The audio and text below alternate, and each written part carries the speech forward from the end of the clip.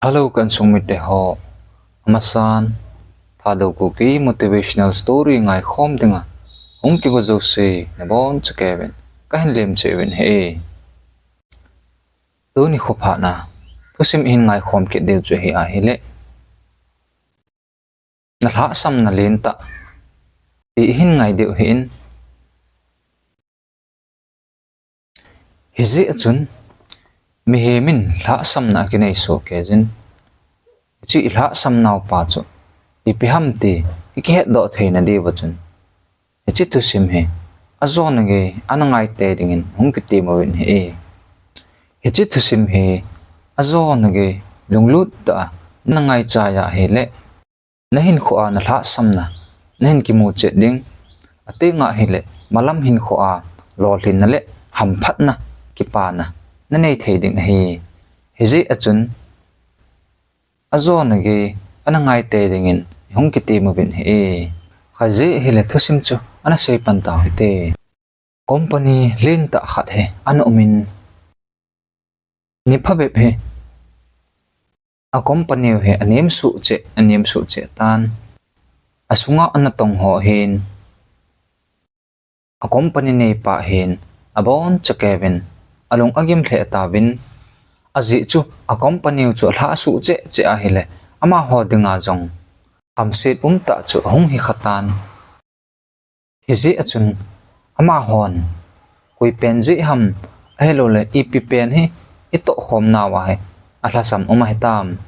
tin lungim ta in hinkho apui jingwin he abon chawin heti chun ipji pen ham lhahsamna chu tin nitina chun a khol jingwin nikhat he hechi company nei pa chun letter khat he envelope khat na che he asunga na tong ho dinga chun asim tup che tan chuin asunga ana tong ho se chu khat che in hom tan he hechi letter chu ana tong ho chun a honuwa avet nawa hele thu cheng ki sun chu hitin ana ki sunin he hiti chan ito hom sumuwa e company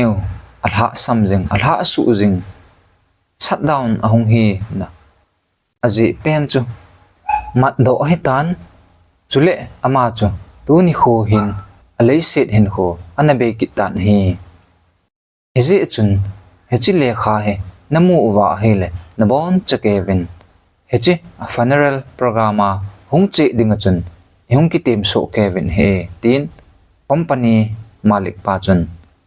anoya anatong ho se chu thupi aga nei tan hi anatong hon hechi lekha a kisun thucheng ho chu aga asim do obachun ama ho jong athau anom le jingtan aji chu anato naw alha su che anim su che aji pen ta chu ama do wa ama jong athi ki ta hele a company chu malama chu hungchi hoi ding hung khang to ki ding hetai ti chu agel wa hele athau anom le tan hinla alang khana agel ki wa hele chi athi pau chu ama ho mama aloi le gol pau to khom pi pau hi ki je na chun lungnop mo na wang chu anei win hi chuin malik pan asei ma bangin in lentah khan hin aga ki khom ta win ama sanglang hin athipa chu coffin hin sunga hin alup sa win chuin anatong ho zo se chu khat khanen achievin hechi coffin chu aga ve panta ven he alang khana employer hon hechi coffin sunga ama je a company anama chal thailo anathasu che chu koi ong hita dem chu het nomna alung sungwin anei so kevin hi chuin ama ho khat khanen achi phevin hechi coffin sung chu aga ve ta ven he khat khana achi wa aga ve nule ama ho alung adong the jing tan hi aji chu hechi coffin sunga chun aina khat he ana koyvin achi zo sin alimu akimu ta ven hi hichi thusima ko na kihil na thei chu hi ahile gen thei kisa naw thasam ikisa naw chule ipidin muna na dinam ipi situation na dinam hecho hozo secho koidang je hipoi e hoje ahi mihem hinkho hin abang kumle ka gen thei ka thasame kalung akhame ti ho hi isei jivin he hichi ipidin muna na dinam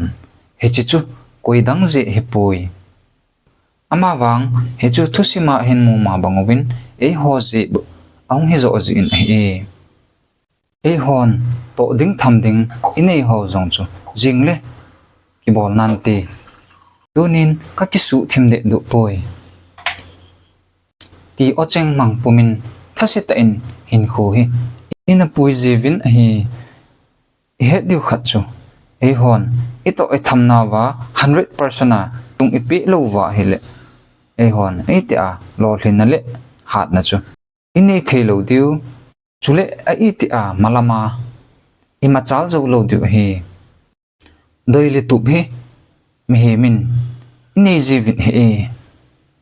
le khasim lampang ham na to na lang pang ham ama wang azon le e hon daw inei ji ta vin he hechi kalunggel ka ngai to he kalol hin zo ding hinam tin lungdip dap ta in hinkho ina pui jivin he hecho ho zo siu aji chu thusima ko na in het ma bangwin e ho ji hi e ho ithasi ji ji u ahung hi zo jin he hecho ho zo se chu e hon iki het je win he sun ni thuma hello le hapta sunga chu na hinkho chu ipi anaman cha am kholai dunga wa chat vain a hinkho naman ham a hilowa hele na in muna nalup namuna nom ta nalup ma fana na kiche ma alap loading thil na tol do do na vet jengam chi chu nangin nakihet nin hi lol hinding idewa malama machal ding idewa milol hing khat hingi khonung le mikine pi thei khat hingi ti a ekigelawa hele ifon vet dam jong chi the de ngaijin chi fon na vet chu nen sung dinga phachom ding hinam na khosung na weng sung na nam sunga dinga phachom ding hinam ti hi ikigel che de ngaijin he tunin ima katong do poi ai lo le tu hapta sunga chun ima katong do poi ta lung hi mona na nei theilo lai sia chu nang chu khonung le lol hin na nei theilo ding hi ti isu min lo diwa azona pena hung kitim he at chom saka thusim hin sayo apat na ko na azona ge ngai lut na nei ta anangai ho zo se chunga na bon chu kevin pa thu sim zo lo hin phongu win he chule video tha ahong kit ka sen bon chu kevin dam sel sel ta win